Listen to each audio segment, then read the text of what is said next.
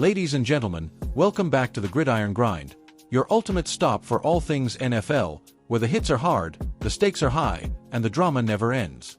I'm your host, diving deep into the world of football with a spotlight on two iconic franchises, the Philadelphia Eagles and the New England Patriots.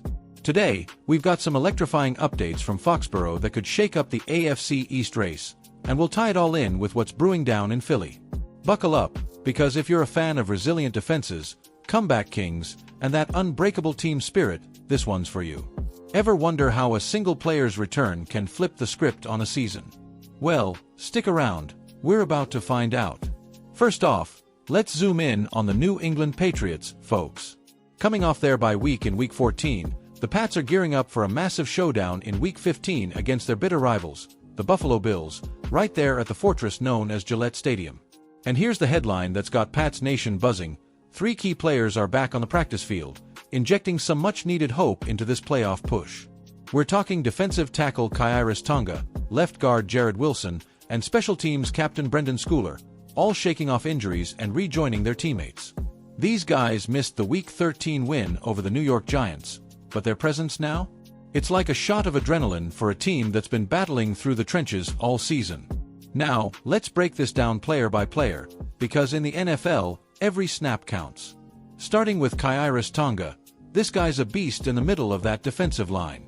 Signed to a 1-year, $2.7 million deal this offseason, Tonga's been a rock for the Pats' run defense, which ranks among the league's best. In 12 games, he's racked up 19 tackles, 2 for loss, a couple of quarterback hits, and even a pass deflection. Remember, this is the same dude who blazed a 5.1-second 40-yard dash coming out of BYU back in 2021, speed and power in one package. He tweaked his chest in that Week 12 victory over the Cincinnati Bengals, but seeing him out there limited in practice? That's huge. The Pats' D has been suffocating rushing attacks all year, and with Tonga back, they could stuff Buffalo's ground game cold. Imagine Josh Allen scrambling, only to get swallowed up by that front seven, classic Patriots football. Shifting to the offensive line, Jarrett Wilson's return is music to quarterback Drake Maye's ears. This rookie out of Georgia Bulldogs has been a starter in 10 games, logging 655 snaps and holding his own with just 4 sacks allowed, 6 hits, and 22 pressures. He went down with a nasty ankle sprain against the Bengals, the kind that usually sidelines you for 4 to 6 weeks, but the Pats are optimistic it's on the shorter end. In his absence, backup Ben Brown stepped up admirably next to veteran left tackle Vidarian Lowe in that Giants game. But Wilson's got that bulldog grit. If he ramps up in practice midweek, watch out. The O-line's been the unsung hero for New England this year, protecting Maye and paving lanes for Ramondre Stevenson.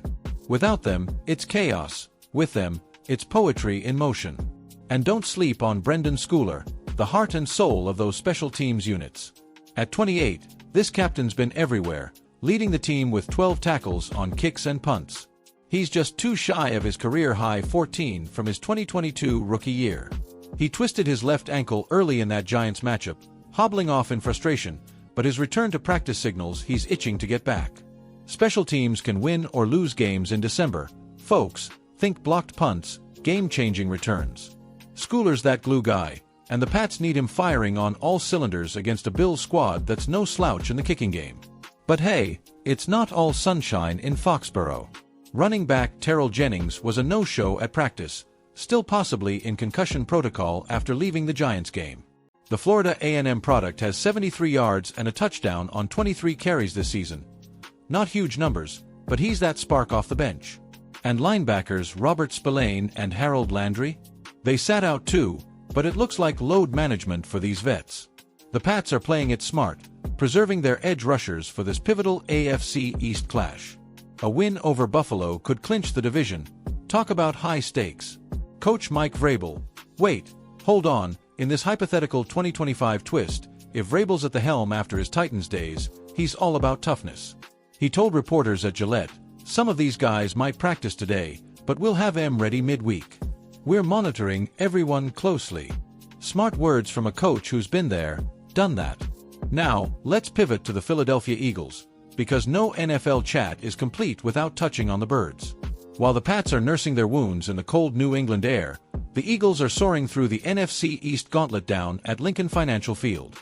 Philly's got their own injury battles this season, Think about Jalen Hurts dodging hits behind a line that's seen its share of shuffling, or A.J. Brown shaking off nagging issues to haul in those bombs. But drawing parallels here, both teams boast those resilient defenses. The Eagles' front, led by guys like Jordan Davis and Jalen Carter, mirrors the Pats' run-stopping prowess.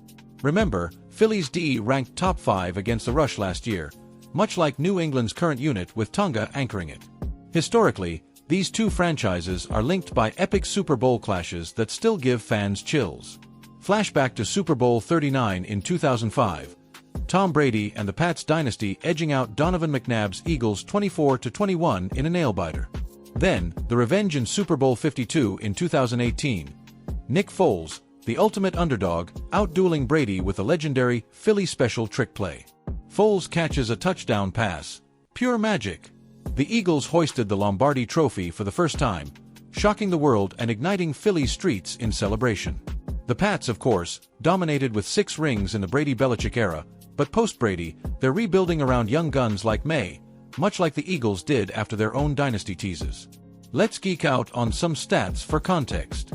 The Patriots are hovering around .500 this season, fighting for that wild card spot, while the Eagles are perennial contenders, eyeing another deep playoff run. Comparatively, New England's allowed just 110 rushing yards per game, tops in the league, echoing Philly's 2022 dominance when they sacked quarterbacks 70 times. Player bios add flavor. For the Pats, think Vince Wilfork's old-school power in the trenches, now carried by Tonga. On the Eagles side, Reggie White's Minister of Defense legacy lives on in stars like Darius Slay, who's picked off passes with that same ferocity. And don't forget Brian Dawkins, Weapon X, whose intensity inspires today's secondary. Tactically, both teams thrive on controlling the line of scrimmage. Wrapping this up, football fans, what a time to be alive in the NFL. Whether you're bleeding green in Philly or repping the Patriot way, these stories remind us why we love the game, the heart, the hustle, the history. Tune in next week for more breakdowns. And hey, if you're in Foxborough or Philly, grab those tickets. What's your take on these returns? Drop it in the comments below. Until next time, keep the faith. Football's forever.